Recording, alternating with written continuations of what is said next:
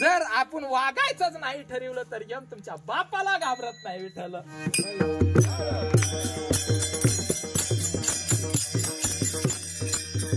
मग यामाला आता कर केलाय तर तुम्हाला काय करावं लागेल?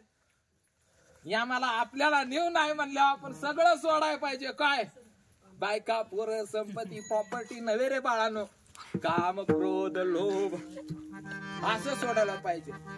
ज्ञानोबा माऊली वयाच्या 12व्या वर्षी असतानाच ज्ञानोबा माऊली कीर्तनाला सुरुवात केली.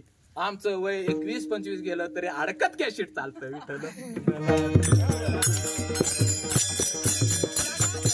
असणारे ज्ञानोबा माऊली कुठलाही शोध तुम्ही शोधून काढा, झालेला शोध तो ज्ञानेश्वरीत सापडतोच.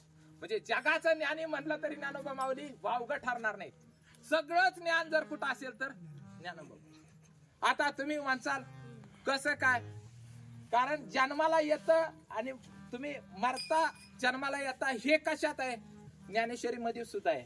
नासे ते पुनरुक्ती दिसे ऐसे परिभ्रमा घटिका यंत्र जैसे. घटिका म्हणजे घड्याळाचा शोध 20व्या शतकात लागलाय. किती? 20व्या. संशोधनानं 20व्या शतकात शोध लावला. पण ज्ञानेश्वरी कितव्या वर्षातले? 13व्या शतकात. म्हणजे 12व्या शतकातली ज्ञानेश्वरी आहे.